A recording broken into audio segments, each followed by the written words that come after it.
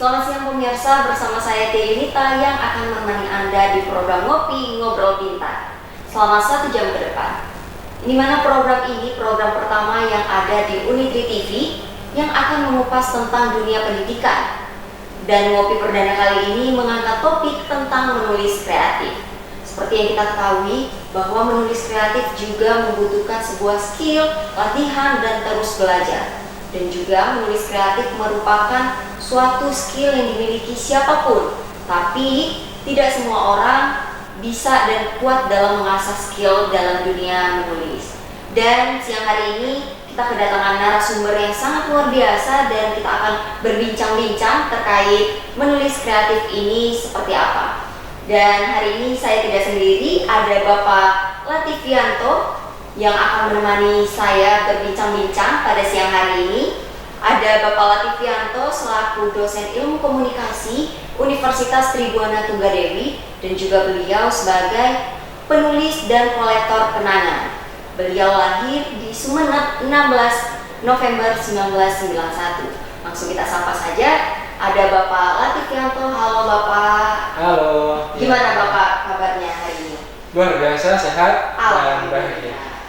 Oke Bapak, kan ini saya membaca di profil Bapak bahwa Bapak ini sudah menghasilkan banyak sekali karya dan juga sempat mendapatkan apresiasi dari lomba. Dan itu mungkin Bapak gimana bisa diceritakan sedikit gimana Bapak terjun ke dunia penulis dan gimana awalnya Bapak menulis? Suka menulis itu gimana? Boleh diceritakan sedikit? Oke, suka menulis itu saya kira sudah sejak lama ya. Sejak mungkin saya masih SMP atau SMA. Jadi kalau saya ingat mungkin SMP saya pernah nulis puisi, 1 puisi dan 1 cerpen. Tetapi menulis secara profesional saya baru mulai tahun 2015. Waktu itu saya mencoba untuk menulis cerpen. Kemudian 2015 itu saya nulis cerpen, 2014 saya nulis novel. Tapi novel itu baru selesai tahun 2017. Dan itu novel pertama yang saya tulis dan novel pertama yang terbit dan beredar di buku. Kalau boleh tahu judulnya apa ini? Untuk yang pertama itu judulnya Batas Pasang Kasih. Di romance tentang cinta. Itu kalau kita boleh tahu, itu Bapak mengangkat dari kisah nyata kah atau mengangkat dari lingkungan kah atau gimana? Sebenarnya kalau misalnya karya fiksi sebenarnya memang itu hasil abstraksi dari kenyataan ya. Tapi kalau misalnya saya boleh mengatakan novel itu, ide dasar novel itu ada sebentuk perlawanan saya pada realitas, pada kenyataan. Misalnya ya waktu itu di kampus misalnya, jadi saya melihat kampus atau perpustakaan di kampus itu tidak sebagaimana perpustakaan yang enak dipakai sebagai tempat membaca. Saya ingin mengkritisi itu. Atau misalnya ada beberapa teman di jalan yang kalau jalan nongkrong itu jadi satu jalan sehingga kita yang mau lewat nggak bisa gitu. Jadi, saya ingin mencoba mengkritisi itu, menyampaikan soal itu. Tapi kok kalau misalnya saya sampaikan di Facebook itu tidak menarik. Waktu itu kan masih Facebook ya. Jadi saya coba tulis di sebuah buku, mungkin saja itu bisa dibaca banyak orang. Dan ini kan di profil Bapak sempat memenangkan.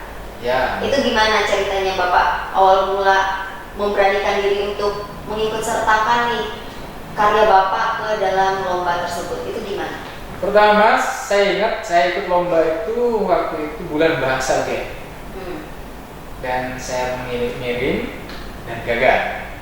Terus kemudian lomba kedua saya ikut itu Safety First ya, nulisbuku.com sama Safety First, sama sebuah perusahaan. Kemudian tema lombanya adalah Safety First, tentang mengendarai motor. Nah, saya kirim dan menang, juara 3 sih. Lalu kemudian beberapa lomba juga saya ikutin dan memenangkan, dapat penghargaan walaupun memang tidak juara 1. Saya berani saja sih karena menurut saya karya saya cukup bagus, cukup kompetitif sehingga saya kirim. Mungkin dari Bapak sendiri adakah semangat nih harus mungkin atau tuntutan dari siapapun untuk saya harus ini nih menunjukkan ke orang-orang kalau karya saya juga bisa diikut sertakan dalam lomba dan bisa diapresiasi orang. Sebenarnya semangatnya bukan itu ya. Iya. Jadi kan tadi disebutkan bahwa saya penulis juga kolektor kenangan. Menurut saya kenangan itu boleh aja disimpan, tetapi kalau disimpan terus itu akan seperti bom waktu dalam diri kita. Kapan suatu waktu nanti akan meledak. Nah, oleh sebab itu agar kenangan-kenangan itu menjadi sesuatu yang menyamankan kita, membuat kita bahagia, kita tidak tertekan oleh kenangan-kenangan itu, kita tulis kenangan itu. Jadi menulis itu menurut saya adalah bahasa yang kita pakai untuk mencairkan keadaan kita. Kadang-kadang kalau misalnya kita cerita ke orang lain, kok mungkin saja orang lain itu ember, misalnya cerita ke orang lain, ya udah kita tulis dalam bentuk karya yang lain, dalam bentuk yang lain. Nah, semangatnya sebenarnya itu pertama. Lalu yang kemudian waktu itu adalah bahwa ada seorang teman yang bilang ke saya pengen nulis buku, tetapi katanya sebelum kamu nulis buku, kamu harus terkenal dulu biar bukumu dibaca banyak orang. Gimana cara terkenalnya? Nah, cara terkenalnya kamu harus nulis cerpen. Nanti kamu kenalan dengan sastrawan-sastrawan nasional. Ya, kalau kita nulis cerpen itu kan ada forumnya ya di Facebook, forum penulis-penulis nasional. Nah, setiap orang yang nanti karyanya dimuat di koran, nanti akan difasilitasi atau dicantumkan di situ dan itu akan dikenal oleh banyak orang. Nah, itu motivasi. Jadi motivasi saya untuk menulis selain karena ingin menyampaikan kenangan, entah kenangan pribadi atau kenangan orang lain, adalah untuk biar terkenal. Oke. Itu sih. Nah, kalau menurut Bapak sendiri nih, menulis kreatif itu menurut Bapak apa sih? Menulis kreatif. Iya. Ada banyak orang yang punya ide, ada banyak orang yang punya kisah, tetapi tidak bisa disampaikan. Jadi, ada banyak keruwetan di dalam hidupnya, tapi itu tidak bisa disampaikan. Nah, menulis kreatif ini berhubungan dengan bagaimana kita menjadikan kisah-kisah. Saya yakin setiap orang punya kisahnya sendiri-sendiri dan mereka punya semangat sebenarnya untuk menyampaikan kepada orang lain, bukan untuk pamit, tetapi bagaimana orang lain itu bisa mungkin belajar atau yang lainnya gitu. Nah, menulis kreatif ini bagaimana menjadikan setiap kenyataan di lingkungan kita, ide apapun itu, perasaan apapun itu ditulis menjadi sebuah karya. Mungkin puisi, mungkin cerita pendek, novel, atau yang lainnya. Ada orang-orang yang bertindak kreatif dengan cara memuseumkan kenangan dalam bentuk fotografi, mengabadikan setiap realitas dalam bentuk fotografi. Ada juga sekelompok orang yang mengabadikan setiap kenyataan melalui tulisan, dan itu mungkin saya termasuk salah satunya. Oke, jadi menurut Bapak sendiri kan banyak nih dari teman-teman atau bahkan saya sendiri yang mempunyai banyak cerita yang ingin disampaikan, tapi kadang malas buat nulis. Itu gimana itu, Pak? Nah, malas itu kan musuh bersama ya. Iya. Musuh bersama, musuh dalam selimut gitu. Jadi sebenarnya kenapa kita tidak melakukan sesuatu bukan karena orang lain. Kita nggak bisa menyalahkan atau mengkambing hitamkan orang lain, karena malas itu musuh bersama. Nah, malas itu menurut saya hanya bisa dihilangkan dengan motivasi besar kita. Kita hidup, kalau menurut saya ya, hidup itu kan tidak sekedar bernafas saja, nggak makan dan sekedar bernafas. Ada sesuatu yang harus kita sampaikan ke publik, ke orang lain, agar nama kita itu diingat mereka. Kalau menurut saya, siapa sih yang akan mengingat nama kita ini? Mungkin teman-teman sekitar saja, 10, 20, 30 orang.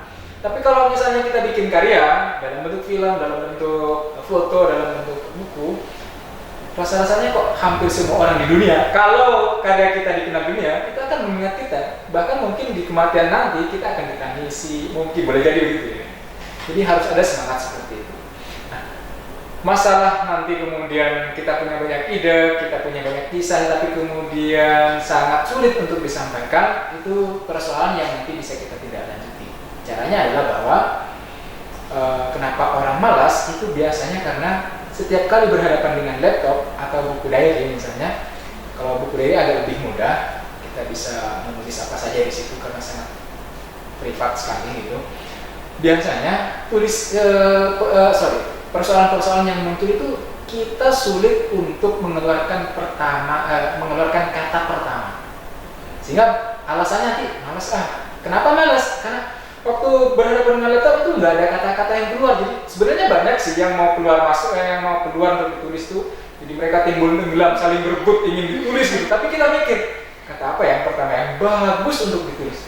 Kita karena sering mikir nyari kata pertama yang bagus, akhirnya sampai kiamat pun nggak bisa nulis. Kenapa? Karena kita nggak akan pernah menemukan kata pertama yang bagus tanpa ditulis terlebih dahulu. Nah, kalau misalnya untuk menulis kreatif nih Pak, kan banyak dari kita yang udah memberanikan untuk menulis, tetapi karena kendala mood dan kendala mungkin malas lagi itu tadi, jadi kendalanya jadi setengah, mengerjakannya menulisnya cuma setengah, habis itu nggak dilanjutin lagi. Nah itu gimana menurut Bapak? Ada kata-kata begini, jangan menulis ketika mood kita lagi baik atau dalam keadaan emosional, karena itu akan mempengaruhi tulisan kita atau karya kita yang lain. Nah, biasanya mood ini memang muncul sih. Pertama adalah orang yang menulis karena dia harus memaksa diri menulis. Ada orang yang menulis setiap hari 500 kata. Itu agar biar dia konsisten setiap hari menulis, sehingga kemudian dalam 1 bulan dia bisa menghasilkan. Tapi juga ada orang yang menulis di tengah-tengah kemudian moodnya rusak, nggak baik, dia berhenti. Tidak masalah sebenarnya. Jadi kalau di tengah menulis kalian punya persoalan dengan mood, misalnya perasaan lagi nggak baik, mungkin tiba-tiba dapat WA dan WA itu mengatakan harus hubungan seorang harus putus, kalau misalnya dia langsung patah, misalnya nggak apa-apa kalian lari dulu, pergi dulu dari hadapan laptop, ngopi kah, ke pasar kah, mall atau yang lainnya, nanti kembali lagi gitu. Artinya prinsipnya adalah kita tidak bisa memaksakan diri untuk mengeluarkan sesuatu. Satu itu, tapi kemudian kalau benar-benar serius untuk melahirkan sebuah karya, kita harus memaksa diri. Contohnya minimal dalam sehari kita harus menulis 100 kata. Ide apapun harus ditulis, karena ide itu bukan sesuatu yang ditunggu. Jadi kalau misalnya dalam sehari kita menunggu ide itu tidak akan pernah datang. Nah kalau ide itu nggak pernah datang, maka kita harus kita yang harus menciptakan ide. Jadi artinya istilahnya itu bukan menunggu bola, tapi menjemput bola. Oke, kalau kan selama pandemi ini hampir 2 tahunan ini kita lagi kendala pandemi. Iya. Ini kendala Bapak sendiri gimana nih dalam menulis? Apakah sempat kehabisan inspirasi kah, atau malah makin pandemi nih saya harus menghasilkan, target saya harus produksi berapa karya gitu? Bagaimana Bapak? Sebenarnya pandemi ini tidak menjadi kendala ya, karena menulis itu kan urusan kreativitas. Dia tidak berurusan dengan ketemu banyak orang. Kan ada kata-kata menulis itu harus sendiri, tetapi penulis tidak boleh sendiri. Itulah sebabnya seorang penulis juga harus punya pasangan, misalnya gitu ya. Menulis harus sendiri, karena kalau rame-rame kata-kata nggak akan muncul. Dan penulis sebagai seorang individu, dia butuh orang lain untuk ngomong, untuk share, untuk cerita-cerita, karena boleh jadi ide itu datang dari orang lain. Seperti itu. Nah, sebenarnya di tahun 2021 itu saya tidak cukup produktif. Saya paling produktif itu tahun 2015, 2016, kemudian 2017 tidak cukup produktif juga, kemudian tahun 2018. Setelah itu saya berhenti nulis cerita pendek. 2018 itu karena saya menulis buku pertama saya, Batas Pasang Kasih. 2019 menulis kumpulan cerpen yaitu Rumah Tanpa Tangga. Kemudian 2021 baru nulis lagi itu Karang Cemara. Jadi cuma itu aja, tidak cukup produktif. Tapi produktif atau tidak itu kan bisa diukur dengan nanti di akhir tahun atau nanti outcome-nya apa. Jadi kalau boleh dibilang 2021 kemarin masih bisa saya ingat karena saya bisa menghasilkan buku, menulis buku diterbitkan oleh salah satu anak penerbit dari Gramedia. Jadi kalau 2021 pergi, saya tidak khawatir karena ada kenangan yang saya simpan. Kenangannya adalah 2021 mengantarkan saya atau membuat saya menulis sebuah buku. Dari sekian banyak buku yang Bapak tulis, novel ataupun cerpen, yang paling berkesan itu apa? Judulnya atau apa gitu yang paling berkesan di antara semua karya-karya Bapak? Menurut saya mungkin buku yang terakhir ya, yang Karang Kemaran. Memang tidak semuanya berbicara soal cinta, tetapi dari sekian banyak orang yang baca buku-buku saya, ada beberapa orang yang nangis ternyata setelah membaca buku pertama saya yang Batas Sepasang Tas. Mungkin bagi mereka itu yang sangat berkesan ya. Tapi menurut saya yang bagus itu yang Karang Kemaran. Tapi ngomong-ngomong soal kesan, mungkin yang pertama juga berkesan karena prosesnya sangat lama. Saya nulis 2014, jadi saya lulus S1 2014, nggak tahu ngerjain apa, akhirnya saya nulis dan itu nggak selesai. Bayangin 2014 nulis, 2017 baru selesai, kemudian 2017 pertengahan saya kirim ke penerbit, 2018 itu baru terbit, Agustus 2018. Jadi, waktunya sangat panjang. Dan mungkin itu saya bisa katakan itu proses yang sangat berdarah-darah karena saya biasa mengedit itu sampai jam 2. Nanti habis subuh langsung duduk di hadapan laptop. Jadi nggak ada dunia lain. Jadi dunia saya itu laptop, buku waktu itu karena ini buku harus jadi. Ini buku harus jadi. Walau bagaimanapun harus jadi. Saya nggak mau buku ini, draft ini terbengkalai. Ini harus jadi. Walaupun waktu itu memang dipaksa diterbitkan saja, walaupun misalnya diterbitkan secara indie, diterbitkan sendiri.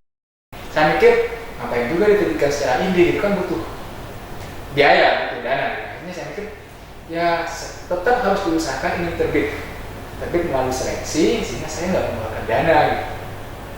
Jadi menurut saya juga termasuk buku yang paling berkesan prosesnya. Kan kalau seperti orang-orang ini kan mempunyai resolusi di setiap tahunnya. Nah, Bapak ini punya nggak sih resolusi dalam dunia menulis dan juga mentargetkan? Misalnya 1 tahun ini saya harus menulis dan menghasilkan karya 3 buku misalnya kayak gitu. Bapak ada nggak sih kayak gitu, mempunyai resolusi ataupun target dalam membuat dan menulis? Saya paling cemburu itu kalau lihat teman-teman penulis melahirkan penulis buku dan itu bagus. Dan saya kayak kapan ya saya nulis buku sebagus itu. Nah, saya tidak punya target tiap tahun ya. Jadi memang ada misalnya tiap tahun saya harus menulis novel. Target saya itu kan setelah 5 novel atau setelah 4 novel saya ingin menulis buku non fiksi. Itu sebuah target sih. Bahkan 2022 ini saya punya target harus menulis novel lagi sebelum nanti saya akhiri penulisan novel ini. Maksudnya tidak menulis fiksi lagi, tapi menulis non fiksi. Itu resolusi atau beberapa hal yang saya harapkan. Dulu saya sempat bikin begini waktu mahasiswa. Saya ingin jadi wartawan. Itu waktu masih belum jadi wartawan. Saya pengen jadi wartawan. Setelah jadi wartawan saya ingin jadi dosen. Setelah dosen ini tercapai, saya ingin jadi dosen yang nulis. Dulu itu masih 2014. Dan ternyata semuanya tercapai. Nggak tahu bagaimana alam bawah sadar menuntun saya, tapi rasa-rasanya kok itu yang saya katakan. Dan sekarang menurut saya target saya adalah menulis novel yang kalau baca novel itu orang-orang tidak berpikir bahwa saya lah yang nulis. Itu target paling susah yang masih ingin saya. Itu kenapa? Karena biasanya kan orang itu ngefans itu sama novelnya, suka sama novelnya. Lalu kemudian ketika sudah tahu orangnya, nggak ngefans lagi, nggak suka lagi. Jadi ada kata-kata begini dari Seno. Kalau kamu suka sebuah novel, sebuah cerita, nggak usah tahu penulisnya. Karena boleh jadi kalau kamu tahu penulisnya, kamu akan kecewa. Dan ada banyak orang yang setelah membaca novel pertama saya, novelnya mungkin nggak tahu ya, kesan mereka ketika membaca novel pertama saya, lalu kemudian lihat saya, kenal saya, itu kayak nggak sesuai dengan apa yang ada di novel, misalnya begitu satu. Lalu kemudian ada yang orang baca novel itu karena tahu penulisnya saya. Ya, akhirnya mereka berbondong-bondong beli lalu kemudian baca. Nah, saya ingin di tulisan-tulisan saya yang berikutnya mereka nggak tahu. Walaupun misalnya ya di depan bukunya, di sampulnya itu relatif Yanto, tapi ceritanya, bahasanya, kata-katanya, diksinya dan yang lainnya itu tidak menggambarkan bahwa saya yang nulis. Dan itu sesuatu yang sangat sulit untuk dicapai. Mungkin di 2022 ini akan Bapak lakukan atau gimana? Sepertinya begitu karena saya sedang mengedit sebuah naskah. Sekarang saya kira itu sudah editing yang ketiga ya. Dan saya baru setelah berbulan-bulan, saya ngeditnya dari 2020. Itu baru sampai halaman 84. Draftnya itu 80 160. Jadi masih banyak yang harus saya kerjakan hanya agar pembaca itu nggak bisa menebak. Oh ini Lativianto ya misalnya. Terus, jadi kalau misalnya kalau boleh saya tahu nih Pak, kalau dalam Bapak membuat dan menulis itu paling lama itu berapa lama Bapak buat sampai udah penerbitan? Oke, nulis paling cepat yang saya lakukan itu 2018. Saya nulis novel yang Karang Cemara itu 3 bulan. Yang Karang Cemara itu 3 bulan. Nulisnya cepat, tapi editingnya lama. Bayangin, kalau novel pertama saya tulis 2014 dan kemudian selesai 2017. Novel yang kedua yang Karang Cemara itu saya tulis 2018, 3 bulan, tapi baru terbit 2021. Terus kemudian yang ini itu nulisnya juga agak cepat, cuma memang editingnya agak lama. Kenapa editingnya lama? Karena saya kan percaya gini, kata-kata menulis itu adalah pendewasaan kata-kata. Semakin banyak engkau menulis, maka kata-katamu akan semakin dewasa. Jadi artinya saya ingin menyampaikan bahwa kalau kalian nulis diary, misalnya buku diary atau curhat di buku tertentu misalnya, dan setelah kalian baca 2 tahun atau 3 tahun kemudian kok kayaknya kayak termewek-mewek kayak anak-anak banget, nggak apa-apa gitu.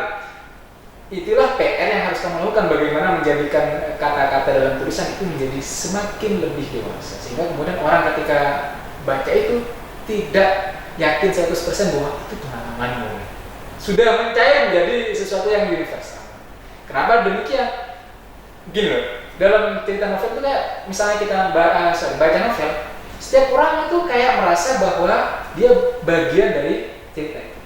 Kenapa? Sedangkan itu kan mungkin boleh jadi berangkat dari pengalaman pribadi, lalu kemudian dipoles, lalu kemudian didewasakan kata-katanya menjadi tulisan yang semua orang bisa menjadi bagian dari tulisan. Saya kira itu. Nah, jadi kan misalnya kita mau menulis, tapi bingung Pak, udah setengah dalam menulis, udah tahu intinya gitu, tapi dalam pertengahan taunya blank dan kayaknya ini harus ganti dari awal. Nah itu gimana buat mengatasi hal itu Pak? Iya, novel pertama saya begitu juga. Jadi 3 lembar ganti, 3 lembar itu susah sekali. Oleh sebab itu cara mengatasinya adalah pertama kita harus menyiapkan ide pokok atau gagasan. Kadang-kadang banyak orang yang nggak tahu gagasan itu. Mereka tahunya, Pak, saya pengen bikin novel cinta. Oke, ide pokoknya apa, gagasannya apa? Pokoknya sesuatu yang patah-patah gitu ya. Nah, itu susah diterjemahkan. Pertama, dia harus menyiapkan ide atau gagasannya. Si A jatuh cinta kepada si B, kemudian tidak direstui oleh orang tuanya. Itu gagasan, itu ide pokok. Nah, nanti dari ide pokok itu kita bisa bikin mindmap, peta cerita misalnya. Pertama apa yang ingin kita ceritakan? Peta cerita itu bisa kita nanti wujudkan dalam bentuk bab 1, isinya apa, konfliknya apa, scene 1 kalau dalam film misalnya, adegannya apa, sebegitu rigid lalu kemudian ditulis. Oleh sebab itu ketika misalnya di tengah perjalanan seorang penulis mengalami writer's block misalnya, writer's block ini adalah suatu keadaan di mana penulis memaksa untuk menulis tapi tidak punya ide apa-apa. Itu semua orang mengalami. Nah kalau misalnya udah sampai pada titik writer's block itu, kita boleh jadi ngopi dulu, lalu kemudian lihat lagi peta cerita yang sudah kita bikin. Seharusnya di bab 5 ini saya cerita apa sih? Lihat tadi. Selain daripada itu juga perlu banyak membaca. Karena energi, makanan utama seorang penulis adalah membaca. Semakin sedikit membaca, semakin sedikit pula kata-kata yang keluar. Jadi kata-kata itu nggak keluar dari tong kosong ya. Atau seperti kerasakti keluar dari batu, enggak gitu. Jadi dia pasti berasal dari sesuatu yang sudah kita konsumsi sebelumnya. Jadi kalau misalnya kita menulis novel sastra, ya bacaan kita harus banyak soal sastra. Kalau mau nulis novel populer, ya bacaan kita harus banyak soal novel populer. Itu sih. Baik Bapak, ini kalau kita saling sharing langkah-langkah dalam menulis kreatif ini seperti apa sih Pak? Oke, langkah-langkah dalam menulis kreatif. Sebagaimana yang saya bilang tadi, bahwa setiap apapun di sekitar kita itu bisa dijadikan tulisan. Ngomong-ngomong soal menulis kreatif, tentu saja hal pertama yang dipersiapkan adalah ide. Sebagaimana yang saya bilang tadi, ide ini boleh jadi apa saja yang ada di sekitar kita. Ada kentut ya tulis, misalnya ada air ya tulis, ada orang lapar ya tulis. Jadi semua hal bisa ditulis. Pertama ide. Kalau kita nggak punya ide, nggak usah jauh-jauh nyari ide, nyari ke Gunung Semeru misalnya ya, atau ke Gunung Arjuna, nggak usah.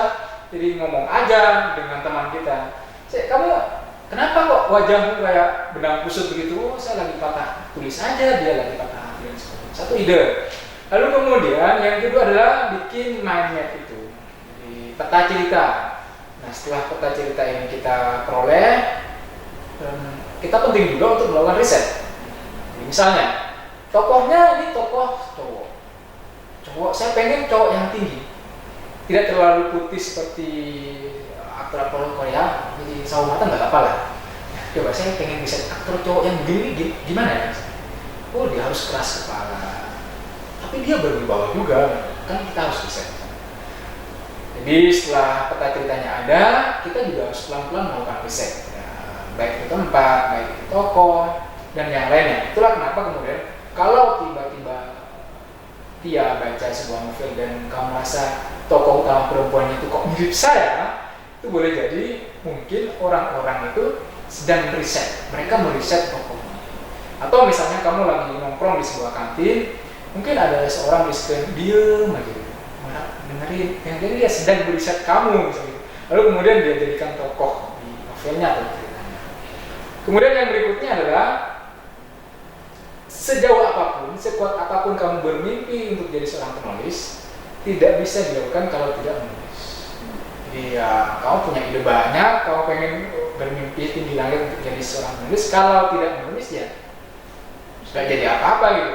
Kamu sudah punya ide, kamu sudah melakukan riset, kamu sudah bikin mind mappingnya, tapi kalau tidak ditulis ya nggak jadi apa-apa gitu. Jadi langkah yang berikutnya adalah harus tulis. Menulis itu kata kerja aktif gitu. Dia nggak bisa dicapai hanya dengan misalnya bergabung, berteman dengan seorang penulis. Untuk jadi seorang penyair, tidak cukup hanya gabung, ikut kajian-kajian puisi. Dia harus nulis puisi. Untuk nulis novel, dia harus nulis novel. Nggak cukup berteman dengan seorang sastrawan. Kamu penulis? Iya, saya nulis. Nulis apa? Novel. Mana? Enggak, saya nggak punya karya. Tapi saya punya teman seorang novel. Ya nggak bisa gitu. Yang berikutnya adalah endapkan. Jadi ide, kemudian riset, kemudian yang berikutnya mind mapping, kemudian menulis. Yang berikutnya adalah mengendapkan. Jadi setelah tulisan kita selesai, pastikan tulisanmu adalah tulisan yang selesai. Karena tulisan yang baik adalah tulisan yang selesai. Selesainya bisa jadi sebuah puisi, bisa jadi sebuah cerita pendek, boleh jadi juga bisa menjadi sebuah novel. Bagaimana bisa dikatakan demikian? Adalah ketika tulisan ini selesai. Nah, ketika sudah selesai, endapkan. Tinggalkan, simpan di laci misalnya, endapkan 1-2 jam, 1-2 hari, 3-4 minggu, tapi jangan sampai 1 tahun ya, nanti hilang gitu. Endapkan, lalu kemudian kembali lagi, cari lagi, dapatkan lagi laptopnya, cari lagi filenya, lalu kemudian editing. Harus diedit, mungkin 2-3 kali. Itu langkah yang berikutnya. Setelah endapkan, kemudian edit, dan yang terakhir